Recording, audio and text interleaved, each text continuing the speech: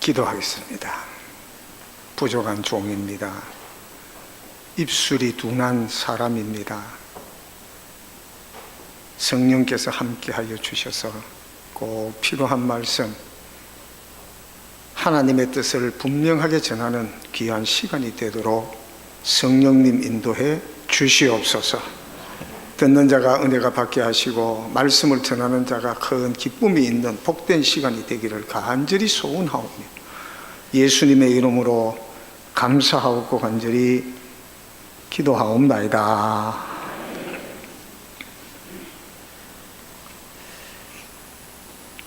할렐루야.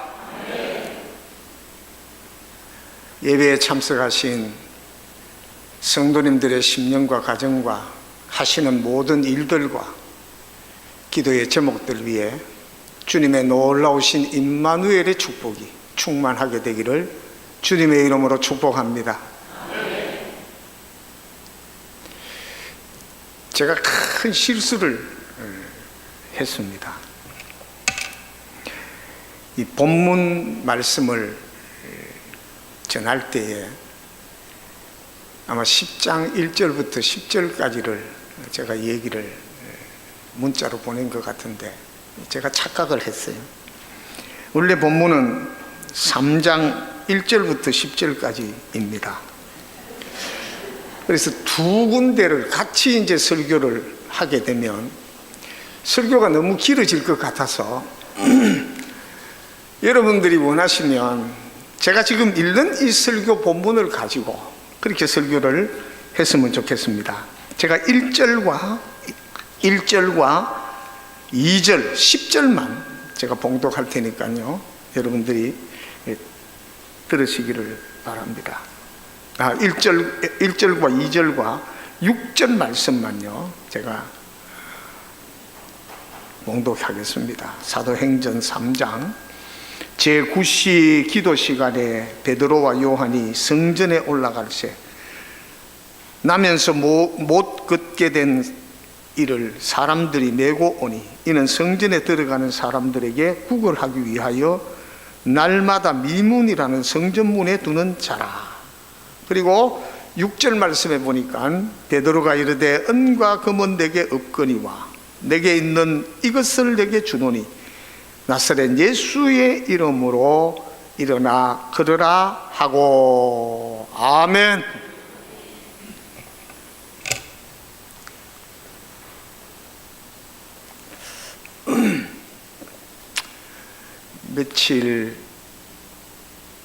몇 주 전이네요.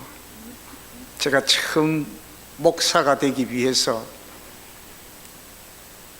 그냥은 신학교에 들어갈 수가 없을 것 같아 금식하고 기도 후에 신학교를 가야 되겠다고 생각을 하고 오살리 금식 기도원으로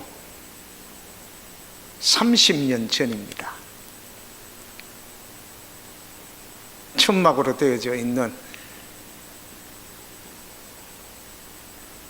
10일 동안 금식하고 신학교를 갔는데 그때 그 오살리 금식 기도원에 사람들이 한 7천여 명이 그 텐트 안에서 부르짖는데요. 그때 제가 10일 금식하고 마지막 날 하나님, 나도 이런 곳에 와서 설교 한번 하면 안 좋겠습니까? 목사도 되기도 전에 그 생각이 떠오르는 거예요. 그래서 이 7,000명 그 많은 무리들 앞에 설교를 한번 했으면 좋겠다 그렇게 생각을 하고 기도를 하고 내려왔습니다. 근데 몇 주 전에요, 오살리 순복음 기도원에서 설교를 해달라고 연락이 온 거예요. 아멘도 없습니까? 저는 일평생 동안 30년 만에 만난 기회인데 여러분들은 아무 생각 없이 그렇게 들으십니다. 너무너무 감격스럽잖아요. 두렵잖아요. 떨리잖아요. 그래서 6시간 반을 차를 타고 올라갔어요.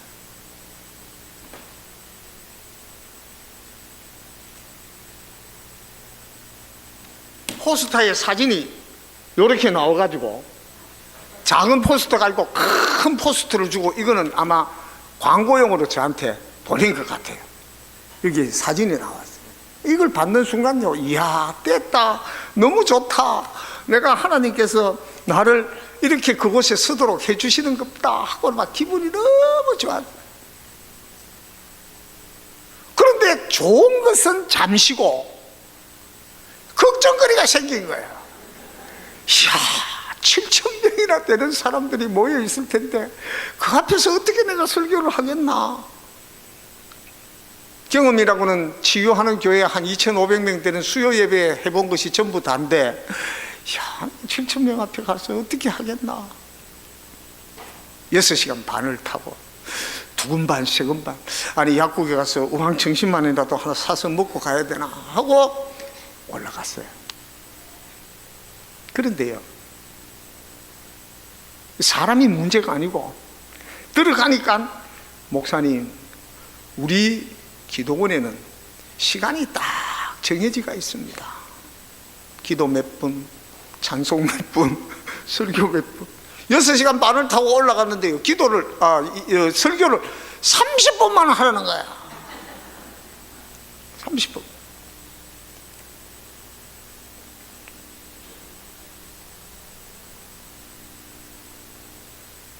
야, 내가 설교를 30분 하려고 6시간 반을 타고 여기까지 왔느냐, 속으로. 그런데 하나님은요, 참 놀랍더라고요. 30분을 설교했어요. 마쳤습니다. 그런데 거기에 원장 선생님이 하시는 말씀이, 원장 목사님이 하시는 말씀이, 목사님 잠깐 계세요. 예. 여기에 강사로 오신 분들은 환자들에게 안수를 다 하고 가야 됩니다. 제가 죽다 살았어요. 2시간 반을 했어요.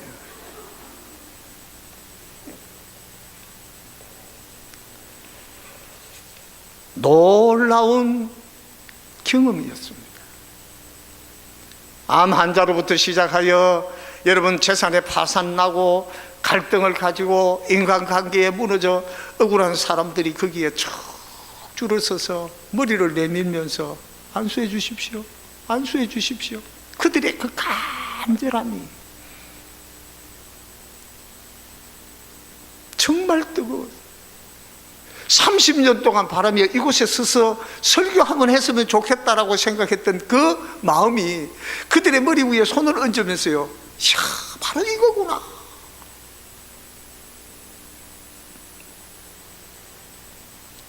제가 위암이 되어져서 항암 치료 끝난 지가 얼마 되지를 않습니다. 11kg가 빠졌어요.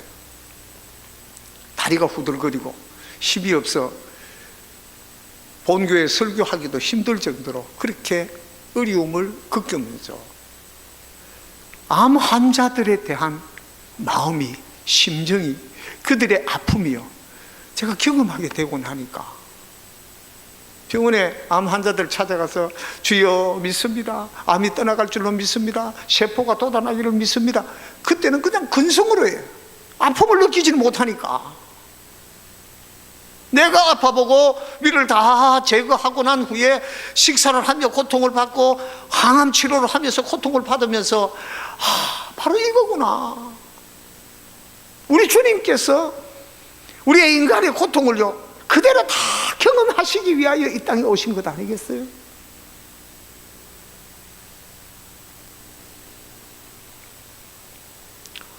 옆 사람하고 인사 한번 하십시다. 예수 잘 믿읍시다. 근석으로 하지 말고요, 다시 한 번 더요. 우리가 지금 여러분 이 오후 시간에 다른 얘기 다 필요 없습니다. 다 이 한마디입니다. 다시 한 번 더 인사합시다. 예수 잘 믿읍시다. 설교 끝입니다. 이거 끝이에요. 이 한마디에 다 함축되어져 있습니다.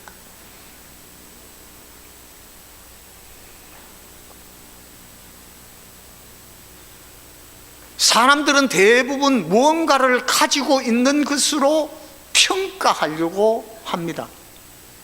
어떤 직함을 가지고 있습니까? 어떤 자격증이 있습니까? 이 사람은 어떤 차를 타고 다닙니까? 어떤 집에 삽니까? 무엇을 가졌느냐에 따라 사람들을 평가하는 거예요. 그래서 상대적으로 갖지 못한 사람들은 허전하고 불안하고 여러분 때로는 억울함을 느낄 때가 얼마나 많습니까? 안타깝게도 이것은 세상의 모습만이 아니더라는 거예요. 믿음을 가졌다는 사람들 사이에도 무엇을 가졌나에 대하여 관심은 여전히 큽니다. 여러분 교회도 마찬가지 아니에요. 교회도 몇 명이 모이느냐, 예산이 얼마냐, 교육관이 있느냐, 선교관이 있느냐,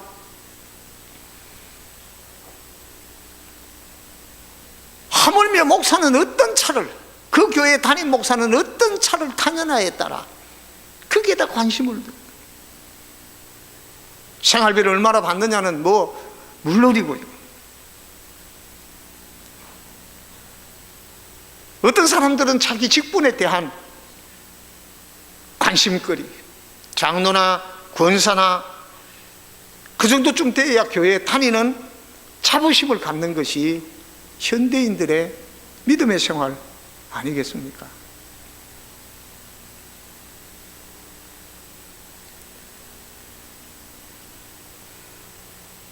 심지어 은혜 받는 것도 무엇을 가졌는지 평가를 하려고 합니다. 사업이 잘 되고 번창하면 성공이라도 할 만한 그 무언가를 가지고 있으면 은혜를 많이 받은 것으로 생각하는, 사업이 잘 됩니다.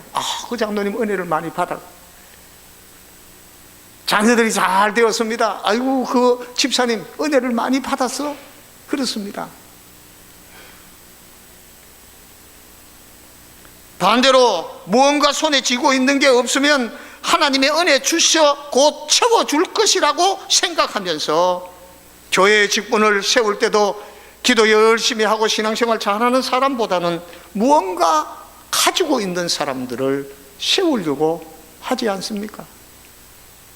저는 그래서 오늘 이 오후 시간에 예수를 잘 믿는 것이 도대체 뭔가, 오늘 우리 오전에도 우리 교회에서 제가 설교를 그렇게 했습니다. 믿음이란 도대체 뭐냐?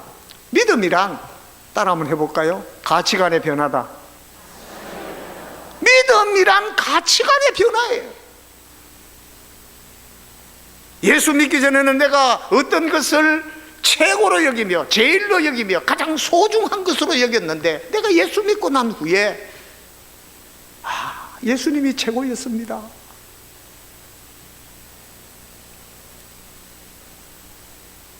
그래서 오늘 오후 시간에 제가 몇 분 설교를 하면 됩니까? 6시간 반 차를 타고 온 것은 아니니까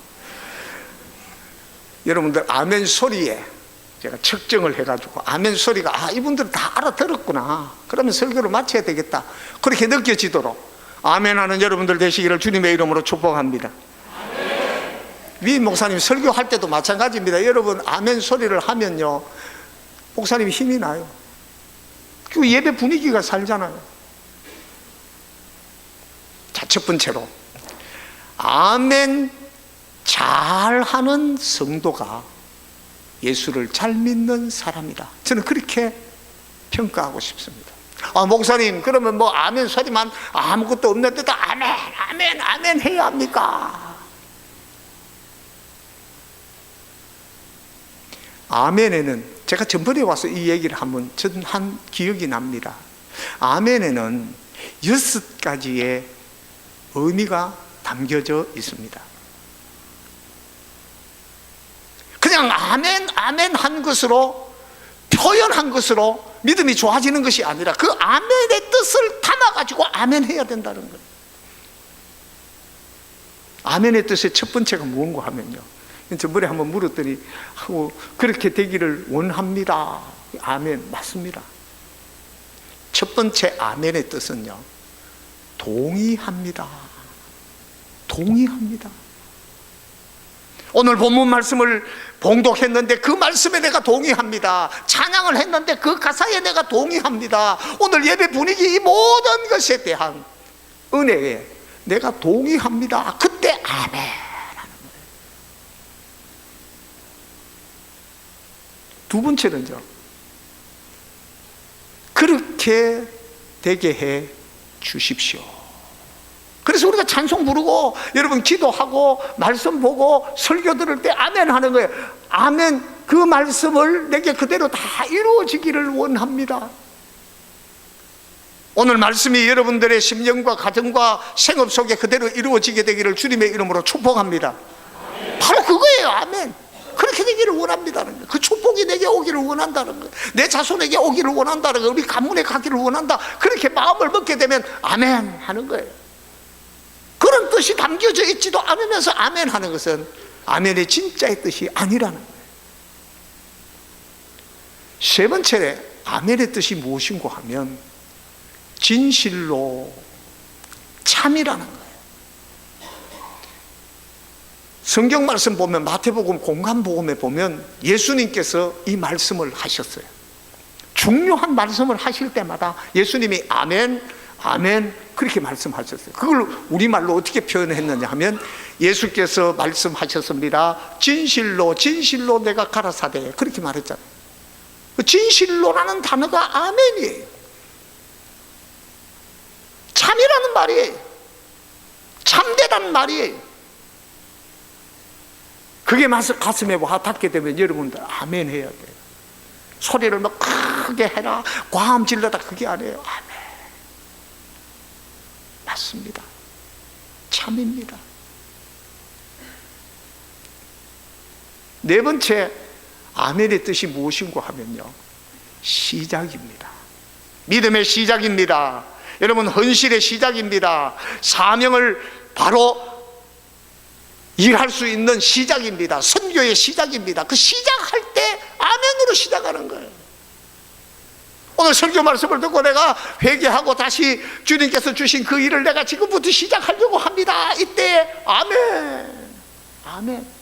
아멘 없이 시작하면요 구부러집니다. 아멘 없이 시작하면요 중간에 포기합니다. 아멘 없이 시작하면요 그 일이 성사가 되지를 않습니다.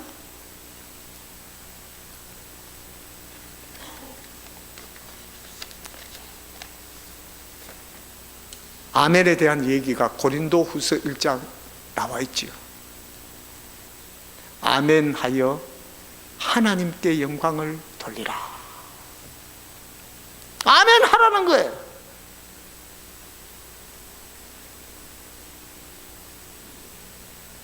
장로님 몇 번째입니까 이게?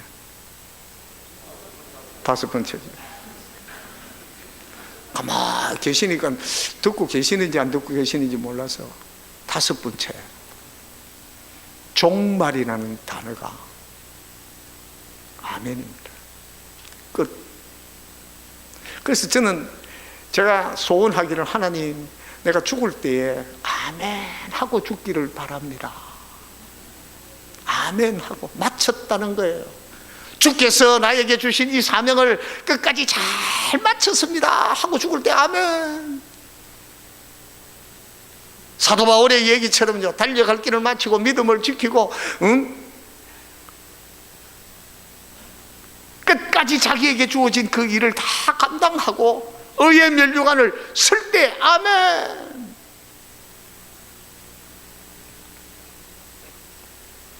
여섯 번째가 무엇인가 하면, 따라 한번 할까요? 내가 보증합니다. 지금 보증 쓰고 계시는 분 계세요? 친구든지 형제든지 부모든지 보증 쓰고 계시는 분 계세요? 아무도 없는 거 보고 보증이 참 어렵긴 어려운 거예요. 많은 소문을 듣잖아요. 보증 써서 여러분 어렵게 된 사람들의 얘기를 우리가 얼마나 많이 들어요. 내가 보니까 나는 자연인이다 보니까 전부 다 한 90%가 보증 써가지고 다 글로 산에 다 들어요. 산에 안 가려면 보증 쓰지 마십시오.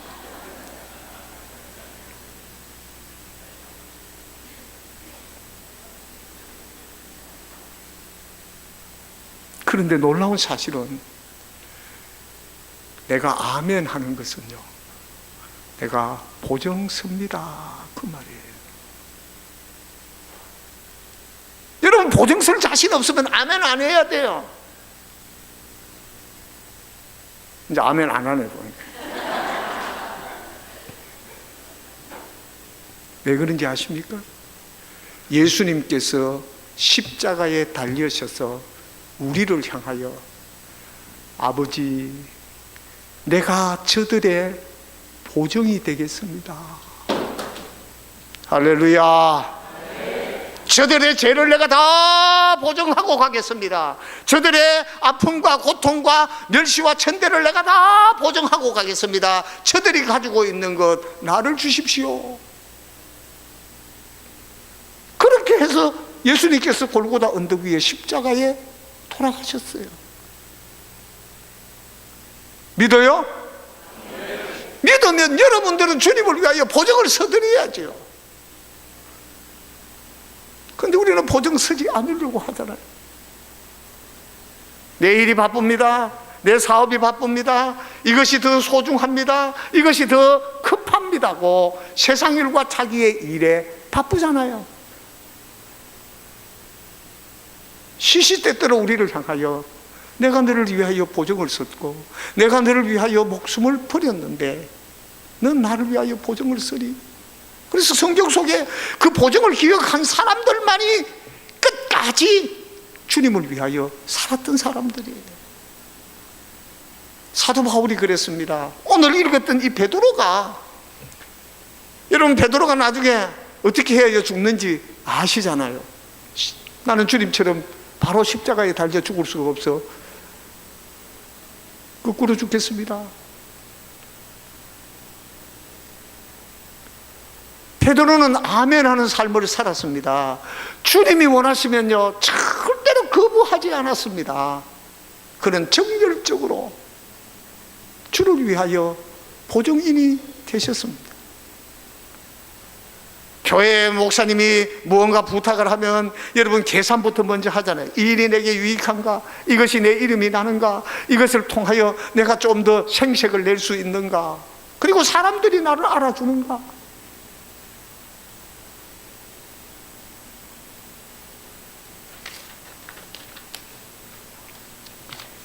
아멘으로 우리 모두가 다 예수 잘 믿는 사람 되시기를 주님의 이름으로 축복합니다. 이 아멘 소리 가지고는 시간이 한 10분씩 늘어나는 것 같아요. 두 번째로 예수 잘 믿는 사람은 따라할까요? 신앙 고백이 분명해야 한다. 신앙 고백이 분명해야 합니다. 여러분 베드로는 물론 베드로가 주님을 따라다니면서 더 많은 고백들을 했겠지만 베드로는 5번의 아주 중요한 큰 고백을 합니다. 그 첫 번째가 뭐냐 하면 누가복음 5장 8절에 보니까 여러분 밤새도록 고기를 잡았는데 고기를 한 마리도 잡지를 못해요. 세상에 이런 일이 어디 있는? 고기라면 갈릴리 호숫가의 전문가였었고 자기를 따라올 사람이 없다라고 그렇게 생각했던 이 베드로가 밤새도록 고기를 잡았는데 한 마리도 못 잡아요. 그래서 나와서 그물을 싣고 있는데 예수님께서 말씀하십니다. 저 깊은 데 가서 그물을 내리라. 그러자 베드로가 내가 밤새도록 잡아봤지만 깊은 데도 던져보고 얕은 데도 던져보고 앞뒤 다 던져봤지만 안 잡힙디다. 그러나 말씀에 의지하여 내가 그물을 내리리다 하고 던졌어요. 그랬더니 고기가 엄청 2배에 가득하여 잠길 정도로 잡았잖아요. 그리고 난 후에 베드로가 고백을 합니다. 주여 나를 떠나소서 나는 죄인으로소이다.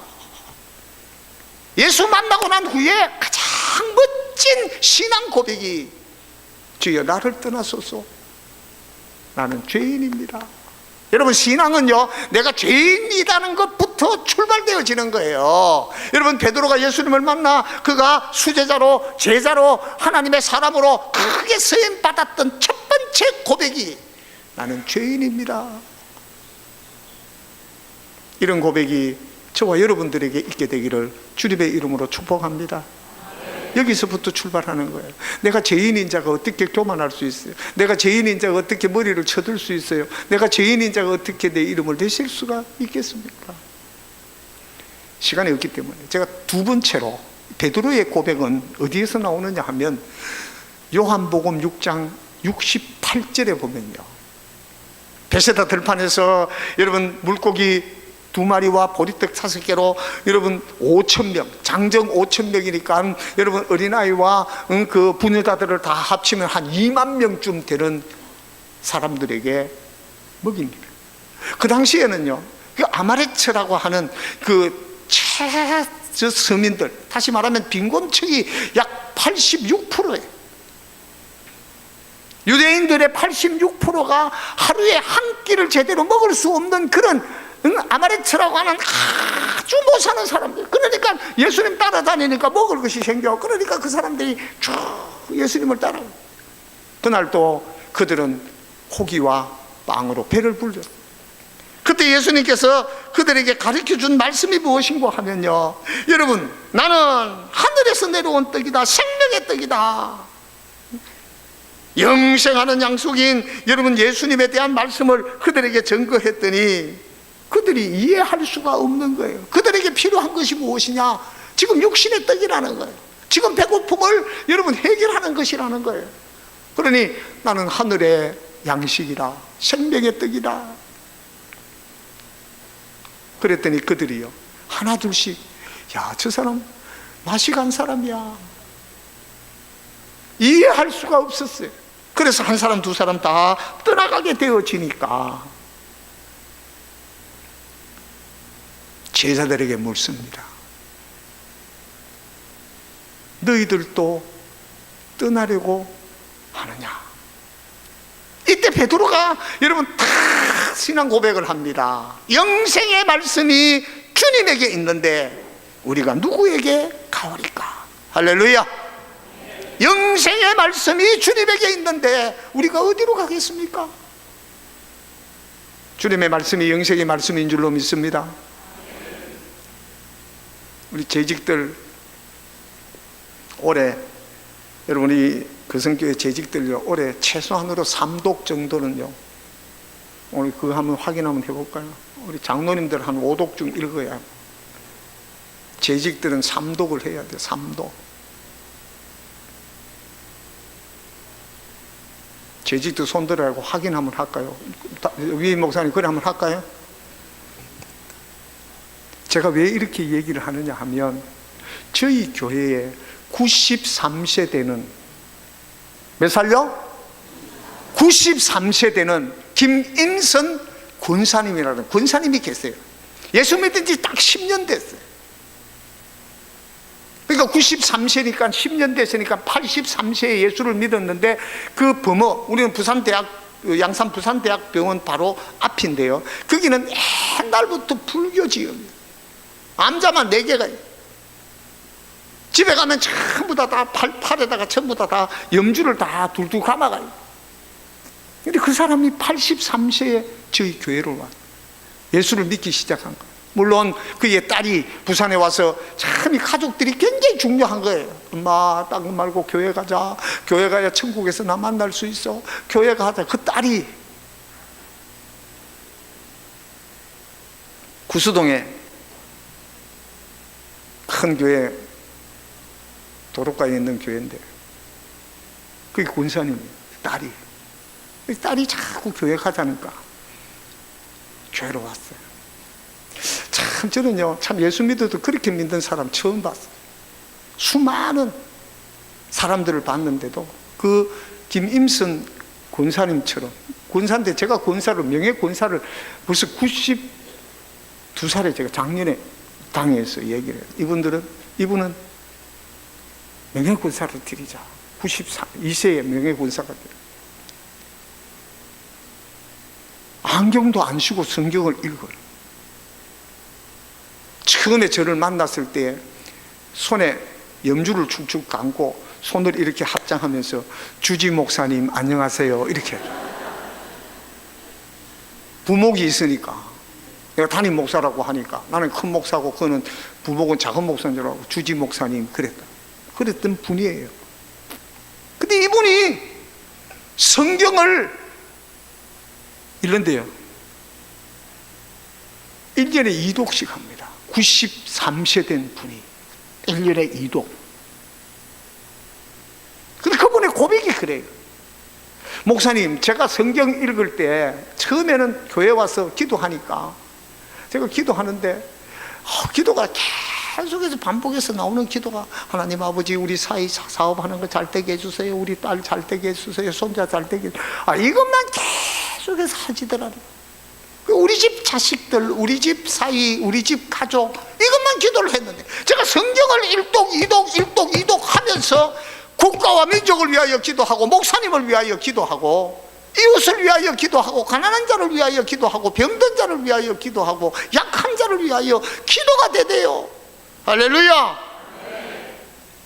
하나님의 말씀을 읽기 시작하니까 지혜를 주시는 거예요. 하나님의 말씀을 받기 시작하니까 내가 어떤 기도를 해야 되는지를 깨닫게 되어지는 거예요. 그분이 우리 부모의 원룸을 지었는데요, 아주 크게 지었어요.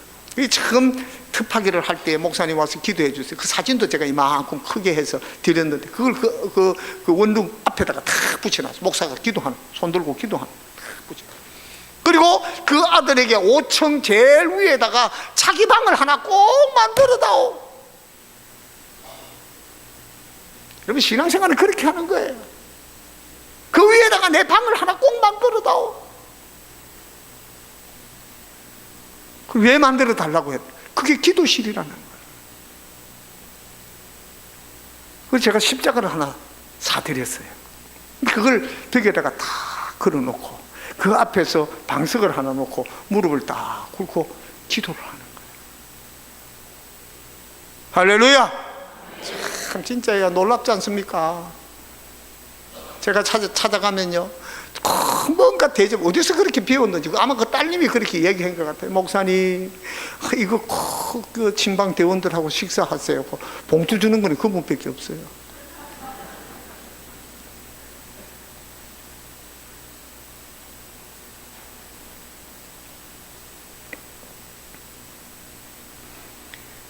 따라 한번 해보십니다. 손을 이렇게 올리십시오. 올리십시오. 읽고, 하나를 딱 읽고, 쓰고, 듣고, 암송하고, 묵상하자. 할렐루야. 다시 한 번 더요. 시작. 읽고, 듣고, 쓰고, 암송하고, 묵상하자. 딱 들고 계세요. 이거만 하면 안 돼요. 뭐 해야 돼요? 쫙 피면서요, 실천하자. 할렐루야. 이게 말씀의 원리예요. 요한계시록 1장 3절의 말씀을 보십시오. 거기에 기록된 것을 읽는 자가, 듣는 자가, 그리고 그것을 지키는 자가 복이 있다. 우리는 말씀을 읽는 것으로 만족합니다. 쓰는 것으로 어떤 사람들은 필사를 해서 자랑처럼 내가 한 장을 다 썼다고 자랑합니다. 암송한 것도, 여러분, 야고보서 암송하는 권사님이 계세요. 줄줄줄 가는 곳마다 암송을 해요. 제가 그 얘기를 여러분들께 한번 했나요? 자, 일주일 동안 여러분들 성경 공부, 목사님 설교를 듣고 수요 예배도 참석하고 새벽 기도로 참석합니다. 처음에 읽잖아요. 많이 읽잖아요. 성경을 많이 읽으신 분들 계시잖아요. 읽습니다. 듣습니다. 이 두 개만 가지고 가면, 여러분 세상 속에 살면요, 마음을 빼앗겨 버려요. 말씀을 빼앗겨 버려요. 이거 붙들고 살 수가 없어요. 손가락 2개 가지고 하나님의 말씀을 붙들고, 여러분 이게 얼마나 오래 갈 것 같아요? 금방 세상에 흡수되어 버려요. 잊어버리죠. 그래서 말씀을 읽고 듣고 서기까지 해보자는 거예요. 3개를 잡으면 조금 힘이 가잖아요. 그래도 땡기면 빠져버려요. 그러면 말씀을 듣고 읽고 쓰고 암송하고 그 다음에 묵상하자. 이 5개를 다 있으면 어떻게 해요? 빠지긴 빠져요. 쉽게 빠지지는 않습니다. 그리고 마지막에 실천하는 것, 이 손바닥에다가 탁 실천하면서 이 말씀을 붙들고 있으면요, 땡겨도 잘 빠지질 않아요. 그리고 말씀 묵상하라고 하니까 집에서 계속해서 읽는 것으로 여러분 그렇게 생각하지요? 아닙니다. 말씀의 묵상이란 무엇인가 하면요, 여러분 시편 1편 오만한 자에 앉지 아니하고 제일의 길에 서지 아니하고, 그 말씀 가운데 뭐라고 되어 있습니까? 복 있는 사람은 악인의 길을 쫓지 아니하고 죄인의 길에 서지 아니하고 오만한 자의 자리에 앉지 아니하고, 그 다음에 그 나오는 대목이 뭐죠? 오직, 계속 하세요. 시작. 오직 주야로 묵상하는 자로다. 복 있는 사람은 주님의 말씀을 주야로 묵상하는 사람이에요. 묵상이 뭐냐? 앉아가지고 계속해서 읽는 거냐? 앉아가지고 계속 외우는 거냐? 앉아가지고 계속 생각하는 것이냐? 그게 묵상으로 생각하세요? 아니라는 거예요. 원어를 찾아보니까 여러분, 이사야서 31장 4절에 나오는 말씀입니다. 큰 사자와 젊은 사자가 자기 먹이를 놓고 움켜쥐는 것과 같다는 거예요. 여러분, 수사자가 음식을 자기 먹이를 딱 잡고 있을 때 누가 거기에 근접할 수가 있어요? 꽉 깨물으라는 거예요. 하나님의 말씀을 꽉 깨무는 거예요. 놓지 않으려고. 이게 묵상이에요. 2019년도 우리 거성교회 모든 성도들, 특별히 오늘 갈렙과 마리아의, 그리고 남성교회 여전도의 회원들 모두 다는 바로 이 말씀을 확 붙들고 놓지 않으려고 애를 쓰는 저와 여러분들 되시기를 주님의 이름으로 축복합니다. 이게 복의 근원이고 복 받는 비결이에요.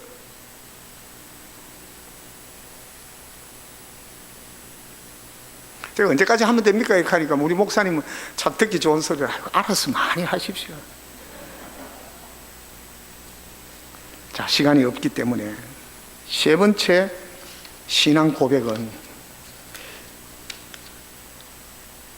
여러분들이 아시는 대로 예수님께서 가이사라 빌립보 지역에 시시로 가셨어요. 얘들아, 나를 누구라 하느냐? 세상 사는 사람들이 나를 누구라 하느냐? 그렇게 물었더니, 어떤 이들은 엘리야라고, 어떤 이들은 예레미야라고 하고, 선지자 중에 하나라고 하고, 세례 요한이라고 하고 그렇게 이야기하니까 베드로가 탁 신앙 고백을 합니다. 주는 그리스도시요 살아계신 하나님의, 할렐루야. 이 고백이 저와 여러분들의 고백이 되시기를 주님의 이름으로 축복합니다. 우리의 구세주라는 것이지요. 그분이 우리의 구세주라는 거예요. 그래서 그분을 위하여 아까울 것이 없다는 거예요. 그분을 위하여 내 모든 것을 바칠 마음의 자세가 되어져 있다는 거예요. 주는 그리스도시요 살아계신 하나님의 아들입니다. 우리 연전도 목사님도 다녀오셨을 것으로 제가 알고 있는데, 왕칭이라는, 여기 연길에 가면 그 왕칭 홍강교회라는 곳이 있어요. 우리 국제선교에서 1년에 4번씩 가서 거기에 가서 그 지도자들 400여 명을 모아다가 가르칩니다. 그들은 신학교가 없기 때문에 뭘 가르칠지를 모르니까 우리 목사님들이 가서 그들에게 말씀을 가르치고 성경 공부를 시키면 아침 8시부터 밤 10시 반까지요. 꼼짝도 안 하고 그 말씀을 필기하고 받아요. 그런데 놀라운 사실은 거기에 홍연아라고 하는 집사님 한 분이 계신데, 나이가 몇 살인가 하면 81이에요. 그 선교관, 제가 5층에서 잠을 자는데 새벽 3시쯤 됐을까 눈이 이만큼 왔어요. 새벽 기도는 5시에 시작하니까 3시쯤 내가 이 잠자리가 이제 바뀌어져서 눈을 탁 떠가지고 보니까 3시야. 아유, 본당에 가서 기도는 하고 그렇게 해야 되겠다 하고 턱 나오니까 거기에 나이 많으신 그 한 분이, 나는 그분을 탁 받는 순간, 야, 이분이 천사다, 그렇게 느끼지더라고. 천사라고 받아지더라고, 천사. 근데 보니까 이분이 옆구리에 큰 열쇠구름이를 탁 가지고 싹 웃으면서요 나를 맞이하는 거예요. 항상 당신이 나오면, 강사 목사님이 나오면 내가 늘 본당 열쇠를 끼워 줄 준비가 되어져 있습니다. 그 표정으로 나를 쳐다보는데 나는 그분을 천사로 바라보지는 거예요. 그분이 방직 공장에 34년 동안을 다녔는데 34년 동안 다는 퇴직금이요 3,800만 원을 그 홍강교회 짓는데 다 드린 거예요. 오도 갈 데가 없어요. 집도 한 칸 없어요. 그러니까 홍강교회 목사님이 그 선교관 지으면서 제일 아리층 방 하나를 넣어가지고 거기서 계시도록 하는 거예요. 여러분, 저는 생각이 탁 나기를, 누가복음 2장에 나오는 안나 선지자가 저런 모습이 아니었을까.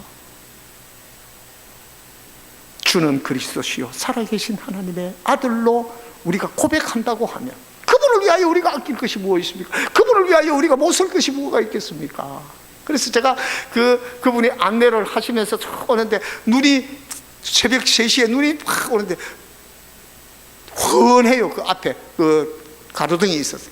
그래서 사진을 하나 탁 찍어요. 제가 그분을 잊어버릴까 싶어서 우리 교회 게시판에다가 이만큼 확대액 하나 탁 붙여놓고 제가 설교할 때마다 이분에 대한 자랑을 많이 했는데 아마 질투를 할 교인도 있을 것 같아요. 너무 많이 자랑하죠. 보지도 안 해놓고 질투를 하는 사람이 있을 정도로 얼굴을 잊어버리고 싶지를 않아요.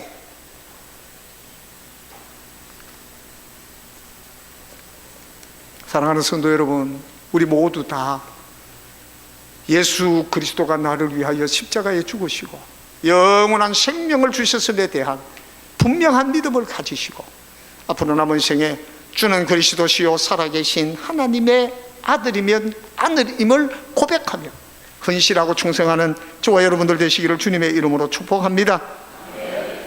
네 번째로 이 베드로의 고백은 여러분 오늘 나오는 이 내용 앞서 요한복음 21장에 나옵니다. 그 21장에 보니까 여러분 처음 예수님을 만났을 때 깊은 데 가서 그물을 던져라 하고 고기를 배에 2배 차도록 잡잖아요. 근데 자기들이 예수님께서 예루살렘에 있으라 했는데도 베드로는 7명이 그 갈릴리 호숫가로 고기 잡으러 간다고 갔잖아요. 근데 밤새도록 고기를 잡았는데 웬걸 한 마리도 못 잡아.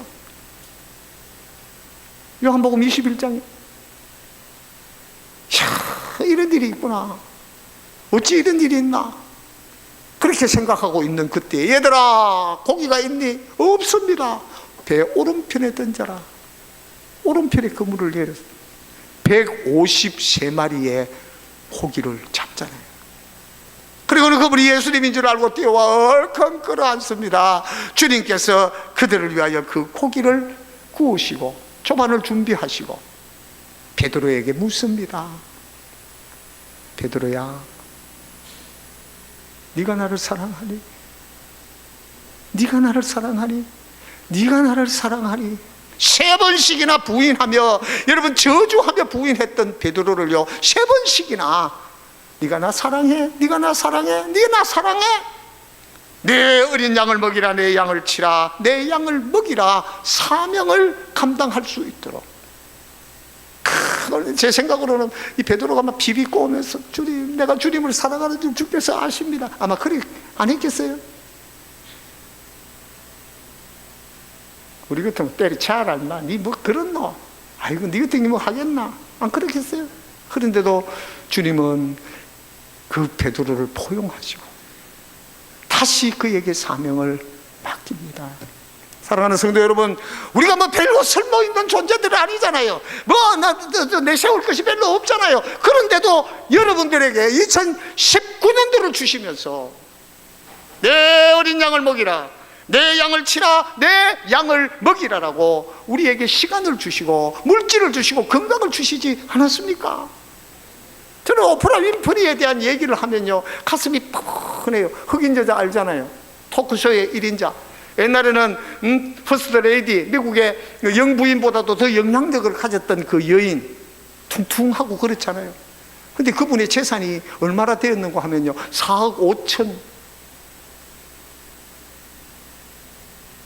억 불요. 4억 5천만 원이 아니고 4억 5천. 제가 보니까 우리나라 돈으로 가산해서 조로 나가더라고. 조 4조 5천억이나 되는 재산을 가지고 있는 여인이 되었어요. 근데 그 여인이 사명이라는 책을 썼는데 거기에다가 뭐라고 적었느냐 하면 따라합니다.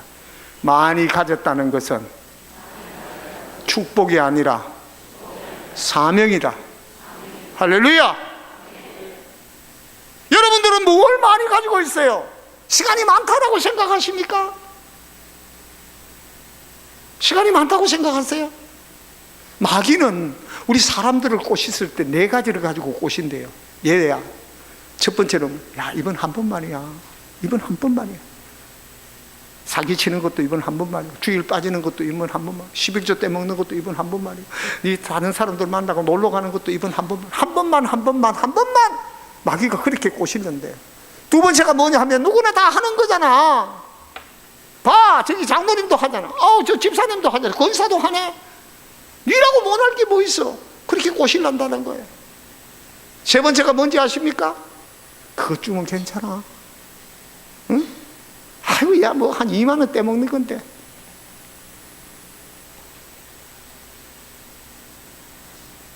네 번째가 뭔지 아십니까? 마귀는 우리들에게 시간은 아직 많아. 헌신할 시간도 많고 충성할 시간도 많고, 여러분 교회 다닐 시간도 많아. 너 앞으로 살 시간도 많아. 걱정하지 마. 이게 마귀의 전술 전략이라는 게, 여러분 이 네 가지 중에 걸리지 않을 사람이 누가 있어요? 나도 걸리는데. 걸리지 않을 사람이 어디 있어요?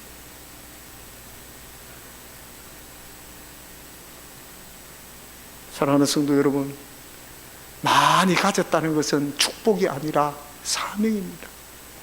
시간을 가지든지 건강을 가지든지, 여러분 가지고 있는 직분을 가지든지 무엇이든지 물질이든지, 여러분들이 가지고 하나님께서 주신 그것은 하나님을 위하여 사용하라고. 그래서 오프라 윈프리는요, 여러분 4조 5천억 하니까 여러분 부자다, 뭐 좋은 집에 살죠. 그 저택을 사진 찍은 거 보니까 엄청난 저택에 삽니다. 그런데 그 여인은 딱 하나의 원칙이 있습니다. 어려운 곳에서 부르면 절대로 거절하지 않는다는 거예요. 그 여자가 얼마만큼 영향력이 있었는지 아십니까? 어떤 곳에 가다가 고아원이 있었는데, 그 토크쇼를 하면서 그런 얘기를 해요. 어느 곳에 가다가 고아원이 있었는데 거기는 참 원장 선생님이 너무나 착한 사람인데 아이들이 너무나 불쌍해. 그 토크쇼에 말을 했어요. 그 다음날 거기로 200만 달러가 송금이 되어 오는 거예요. 내가 어제 저녁에 잠이 안 와서 책을 읽었는데 그 책이 너무 내용이 좋았어. 그 책 이름만 탁 들먹였더니 그게 베스트셀러가 되어버려요. 그만큼 영향력이 있었던 그 여인도 여러분 어떻게 강간을 당했습니다. 미혼모가 되었습니다. 그리고 여러분 많은 사람들에게 흑인, 뚱띵이, 그리고 그 거식증이, 그래서 몸이 이렇게 불어나는 아픔과 고통이 있었어요. 그런데 그걸 극복할 수 있는 비결이 무엇이냐? 믿음이 없었다는 거예요. 모세를 생각했다는 거예요. 하나님은 어떤 경우에서든지 나를 놓지 아니하시고 나를 붙들어 주시고 세워주시는 분이심을 그는 알았다는 거예요. 도시 없는 갈대 상자에 빠뜨려져서 나일강 그 악어들이 우글거리는 그곳에 던져졌지만 자기는 살아날 수 있었던 그 하나의 이유가 하나님이 나를 보호하시고 하나님이 나를 건져주셨다라고, 그렇게 모세와 함께 그의 인생을 연결시키더라는 거예요. 사랑하는 성도 여러분, 올해 여러분들에게 주신 귀한 시간들, 건강들, 물질들, 축복이 아니라 여러분들에게 주신 사명으로 기억하시면서 그 사명을 감당해내는 저와 여러분들 되시기를 주님의 이름으로 축복합니다. 자, 이제 본문입니다. 이제 어쩌실래요? 이제 본문을 해야 돼요. 허락이요? 대답이 없는 걸 마치겠습니다. 그럼 오늘 본문 말씀 간단하게만 결론을 짓고 싶습니다. 예수 잘 믿는 사람은요, 바로 이 요한과 베드로 같은 사람이 되어져야 된다는 거예요. 따라합니다. 요한과 베드로 같자. 여러분, 요한과 베드로 사이에 뭐가 있어요? 참, 요한과 베드로 사이에 뭐가 있어요? 와가 있어요. 와가. 옆 사람하고 인사 한번 합시다. 우리 와가 좋은 사람 됩시다. 이 무슨 말이고 지금 좀 이상한 얘기가 되놓으니까 와가 좋은 사람이 되어져야 돼요. 목사와 장로가 좋아야 돼요. 집사와 집사가 좋아야 돼요. 여러분, 요한과 베드로는 전혀 성격적으로 다른 사람이었습니다. 여러분, 출신 자체가 다른 사람이에요. 여러분, 형님 천천히 가요, 빨리 하나 동생 하고 성격적으로도 엄청난 차이가 나는 사람이었습니다. 그런데 그 둘이가 성전을 향하여 발을 맞추어 제9시에 함께 갔다는 것입니다. 교회가 그런 곳 아닙니까? 나하고 맞지 않는 사람들이 모이는 곳입니다. 출신 그 지역이 다른 사람들이 모이는 곳입니다. 나이와 여러분 학벌이 다른 사람들이 모이는 곳입니다. 가진 것이 다 다른 사람들 모인 곳입니다. 성격이 다른 사람들이 모입니다. 그런데도 성전을 향하여 걸어가는 그 걸음은 요한과 베드로가 같이 갔다는 거예요. 우리 올해 좀 싫은 사람이 있고 미운 사람이 있고 마음에 안 드는 사람이 있더라도 요한과 베드로처럼 발을 맞추어 교회를 찾는 저와 여러분들 되시기를 주님의 이름으로 축복합니다. 아멘 소리가 점점 빨라지는 것 보니까 이제 마칠 때가 된 것 같네요. 그리고 여러분, 성전을 자주 찾는 사람이 되십시오. 성전을 자주 찾는 사람 되십시오. 재직 정도 되면요, 최소한으로 하루에 한 번 정도는요 교회를 찾아와야 합니다. 물론 새벽기도는 당연히 나와야 되고요. 여러분, 누가 봅니까? 이 본당문이 열려 있으면 제일 앞자리에 와서 출근하기 전에 무릎을 꿇고 기도하고 그렇게 출근해 보십시오. 하나님께서 책임지는 하루가 되지 않겠습니까? 베드로와 요한은 성전 제9시 잊어버리지 않았습니다. 꼭 찾아왔습니다. 그리고 그 시간 지켰습니다. 그리고 마지막으로 하나만 더 얘기를 하면, 이 베드로가 여러분 그 안전뱅이를 만난 후에 바른 말을 합니다. 뭐라고 얘기를 합니까? 은과 금은 내게 없거니와 내게 있는 것으로 내게 주노니 나사렛 예수의 이름으로 일어나 걸어라. 할렐루야. 여러분, 지금 정치 얘기가 얼마나 많이 민감합니까? 여러분, 지금 세상에 지금 장사가 안 된다고 얼마나 많은 사람들이 경제에 민감합니까? 우리 예수 믿는 사람은 예수에 민감해야 돼요. 베드로는 여러분 예수가 전부였습니다. 은도 없고 금도 없습니다. 나는 실력도 없고 능력도 없고 아무것도 없습니다. 내가 가진 최고의 가치, 최고의 귀한 것 바로 이분입니다. 이건 너에게 줍니다 하고 내놓는 것이 바로 예수였습니다. 우리 교회에 가면 제일 앞자리에 탁 붙어있는 그 크게 제가 그 하나를 붙여놓은, 그게 뭐냐면 예수, 빨간 글씨로 예수, 그 밑에다가 뭐라고 적었느냐면 그분이 답입니다. 따라할까요? 예수, 그분이 답입니다. 믿어요? 그분이 답이라는 거예요. 오늘 갈렙 마리아 제1남성교회 제1여전도회 회원들에게 제가 경제의 말씀을 한마디만 더 하고 마치겠습니다. 1920년생이니까 올해 100살 되시는 분이세요. 김형석 연세대 명예교수님이 이런 글을 썼습니다. 내가 100살을 살아보니, 그런 책을 썼어요.